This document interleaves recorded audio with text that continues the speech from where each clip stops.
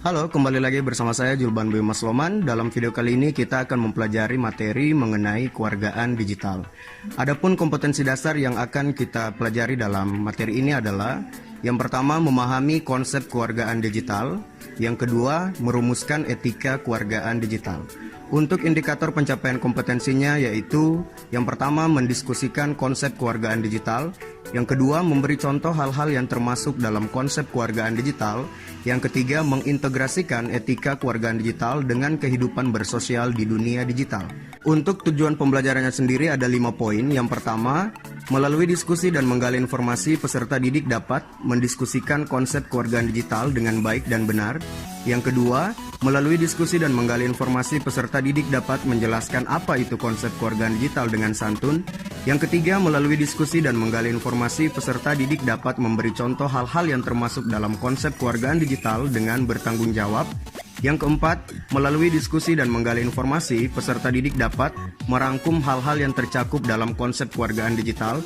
Dan yang terakhir, disediakan peralatan komputer dan perangkat lunak, peserta didik dapat mengintegrasikan etika kewargaan digital dengan kehidupan bersosial di dunia digital dengan bijaksana. Kita masuk pada uraian materi. Poin yang pertama, kewargaan digital. Berkomunikasi di dunia maya tidak jauh berbeda dengan berkomunikasi di dunia nyata. Komunikasi antar individu maupun beberapa individu sekaligus dapat terjadi baik di dunia maya maupun di dunia nyata. Tidak mengherankan, berbagai karakteristik, pribadi, ide maupun tujuan yang berbeda dapat tertuang di dunia maya. Namun, sifat dunia maya yang tidak mempertemukan individu-individu tersebut secara langsung dapat mendorong menipisnya bahkan hilangnya norma-norma sopan santun, tanggung jawab, dan etiket dalam berkomunikasi. Apakah Anda menggunakan internet untuk berbagai pakai atau sharing informasi tentang diri Anda dan rekan yang lain, berkomunikasi dengan kawan-kawan, mengomentari hal-hal yang Anda lihat secara online, bermain games, mengunduh bahkan untuk mengerjakan tugas, atau membeli barang secara online? Jika Anda menjawab iya pada salah satu poin saja, maka dapat dikatakan bahwa Anda adalah seorang warga digital. Warga digital itu sendiri adalah orang yang sadar tentang hal yang baik dan yang kurang atau tidak baik, menunjukkan kecerdasan perilaku teknologi, dan membuat pilihan yang tepat ketika menggunakan teknologi. Warga digital merupakan individu yang memanfaatkan TI untuk membangun komunitas, bekerja, dan berekreasi. Warga digital secara umum telah memiliki pengetahuan dan kemampuan mengoperasikan TI untuk berkomunikasi maupun mengekspresikan sebuah ide atau gagasan. Contohnya bermain Facebook, menulis blog, mencari informasi di forum, dan lain-lain sebagainya. Sama halnya dengan warga dunia nyata, semua warga digital memiliki kewajiban untuk menjaga etiket dan norma, serta memiliki rasa tanggung jawab dalam berperilaku di dunia maya. Mengapa kewargaan digital itu penting? Jika Anda ingin memperoleh yang terbaik dalam menggunakan internet dan menjaga keamanan serta kesehatan Anda dan rekan-rekan Anda, gunakan bahan-bahan berikut ini untuk mempelajari bagaimana menjadi warga digital yang positif. Kewargaan digital dapat didefinisikan sebagai norma perilaku yang tepat dan bertanggung jawab terkait dengan penggunaan teknologi. Rentang usia warga digital mulai bergeser seiring dengan semakin mudahnya akses teknologi, tampilan dan fitur yang semakin memanjakan pengguna, membuat anak-anak di usia belia telah dapat memanfaatkan teknologi tersebut untuk berkomunikasi, mencari dan bertukar informasi di dunia maya. Usia yang masih belia semakin membuka kemungkinan adanya pelanggaran norma-norma maupun penyebaran informasi penting yang dapat disalahgunakan oleh pihak-pihak yang tidak bertanggung jawab. Kewargaan digital adalah sebuah konsep yang dapat digunakan untuk memberikan pengetahuan mengenai penggunaan teknologi dunia maya dengan baik dan benar. Penggunaan teknologi dunia maya dengan baik dan benar memiliki banyak implikasi. Pemilihan kata yang tepat dalam berkomunikasi, tidak menyinggung pihak lain dalam memuktahirkan atau mengupdate status, tidak memberikan informasi rahasia ke publik, tidak membuka tautan atau link yang mencurigakan, dan lain-lain sebagainya. Poin yang kedua, komponen kewargaan digital.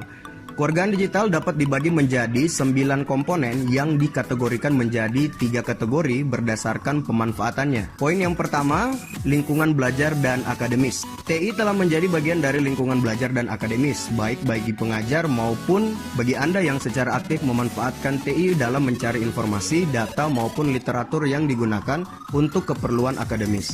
Beberapa komponen kewargaan digital yang perlu diperhatikan dalam pemanfaatan IT untuk lingkungan belajar dan akademis adalah komponen yang pertama, akses digital. Setiap orang seharusnya memiliki hak yang sama dalam mengakses fasilitas TI. Namun kemudian setiap pengguna TI harus menyadari bahwa tidak setiap orang memiliki kesempatan yang sama dalam mengakses teknologi, baik itu dibatasi oleh infrastruktur maupun lingkungan komunitas pengguna itu sendiri. Belajar menghargai hak setiap orang untuk memiliki akses ke teknologi informasi serta berjuang untuk mencapai kesetaraan hak dan ketersediaan fasilitas untuk mengakses teknologi informasi merupakan dasar dari kewargaan digital. Keterasingan komunitas secara digital mengakibatkan sulitnya perkembangan suatu lingkungan dikarenakan terbatasnya informasi dari masyarakat dan komunitas dari daerah yang lain yang telah memanfaatkan teknologi informasi.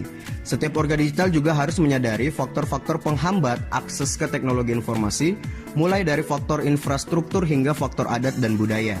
Seiring berkembangnya teknologi, akses digital juga semakin mudah diperoleh, sehingga tantangan terbesar selanjutnya adalah pembiasaan terhadap pemanfaatan teknologi itu sendiri. Komponen yang kedua adalah komunikasi digital. Dalam lingkungan belajar, akademis, maupun lingkungan kerja dan masyarakat umum nantinya, komunikasi merupakan kewajiban yang harus dilakukan setiap orang untuk dapat bertukar informasi dan ide. Komunikasi dapat dilakukan secara satu arah, dua arah, antar pribadi maupun komunikasi dalam sebuah forum. Perkembangan teknologi digital telah mengubah seseorang dalam berkomunikasi. Berbagai bentuk komunikasi digital yang tersedia seperti email, SMS, chatting, forum, dan berbagai bentuk lainnya memungkinkan setiap individu untuk terus dapat terhubung dengan individu lainnya. Setiap warga digital diharapkan dapat mengetahui berbagai jenis komunikasi menggunakan media digital. Warga digital juga diharapkan dapat mengetahui kelebihan dan kekurangan dari setiap jenis komunikasi tersebut, sehingga dapat memilih penggunaan komunikasi yang tepat sesuai dengan kebutuhan. Komponen yang ketiga adalah literasi digital. Dunia pendidikan telah mencoba untuk mengintegrasikan teknologi digital ke dalam proses belajar mengajar, sehingga Anda mampu menggunakan teknologi digital untuk mencari dan bertukar informasi. Namun pada kenyataannya teknologi yang digunakan dalam dunia kerja sedikit berbeda dengan yang digunakan di sekolah. Berbagai bidang pekerjaan seringkali memerlukan informasi yang aktual dan bermanfaat. Pekerja dituntut untuk memiliki kemampuan untuk mencari dan memproses data secara kompleks dalam waktu yang singkat. Sementara itu ketergantungan Anda pada pengajar belum seirama dengan tuntutan dunia kerja. Literasi digital merupakan proses belajar mengajar mengenai teknologi dan pemanfaatan teknologi itu sendiri. Pelajar dan pengajar diharapkan dapat belajar apa saja, kapan saja, dan dari mana saja. Saat teknologi baru muncul, maka para pelajar dan pengajar diharapkan dapat beradaptasi secara cepat dan tidak terpaku pada satu jenis teknologi. Kategori yang kedua adalah lingkungan sekolah dan tingkah laku. Dengan komponen yang keempat adalah hak digital. Sama halnya dengan perlindungan hak asasi di dunia nyata, para warga digital juga memiliki perlindungan hak di dunia digital. Setiap warga digital memiliki hak atas privasi, kebebasan berbicara, dan lain-lain sebagainya. Hak tersebut haruslah dipahami oleh setiap warga digital. Dengan adanya hak tersebut, maka setiap warga digital juga memiliki kewajiban yang harus dipenuhi. Setiap warga digital harus ikut membantu dalam pemanfaatan teknologi secara benar, mengikuti tata krama yang berlaku, baik yang tersirat maupun yang tersurat. Contoh nyatanya adalah tidak melakukan pembajakan konten, tidak menyebarkan informasi palsu, dan tidak memancing emosi pengguna teknologi informasi lainnya. Komponen yang kelima adalah etiket digital. Seringkali pengguna teknologi digital tidak peduli dengan etiket penggunaan teknologi, tetapi langsung menggunakan produk tanpa mengetahui aturan serta tata krama penggunaannya. Atau sudah mengetahui tetapi menganggap etiket digital tidak terlalu penting untuk diperhatikan. Seringkali para pengguna digital melupakan bahwa walaupun dalam dunia digital para pengguna tidak saling bertatap muka, tetapi perlu diperhatikan bahwa di balik setiap akun, di balik setiap postingan forum, terdapat individu lainnya yang dapat tersinggung jika melanggar tata krama. Etiket digital dibuat dengan tujuan untuk menjaga perasaan dan kenyamanan pengguna lainnya. Namun peraturan saja tidak cukup. Seringkali para pengguna tidak mengetahui aturan tersebut ataupun malas membaca peraturan. Kita juga harus mengajarkan setiap pengguna teknologi digital untuk bertanggung jawab dalam pemanfaatan teknologi itu sendiri. Komponen yang keenam, keamanan digital. Dalam setiap komunitas terdapat individu yang mencuri karya, merusak ataupun mengganggu individu lainnya. Meskipun tidak boleh berburuk sangka, kita tidak dapat mempercayai seseorang begitu saja, karena hal tersebut akan beresiko terhadap keamanan kita. Hal ini juga berlaku dalam dunia digital. Dalam dunia nyata kita membangun pagar, mengunci pintu, menambahkan alarm dalam rumah kita dengan alasan keamanan.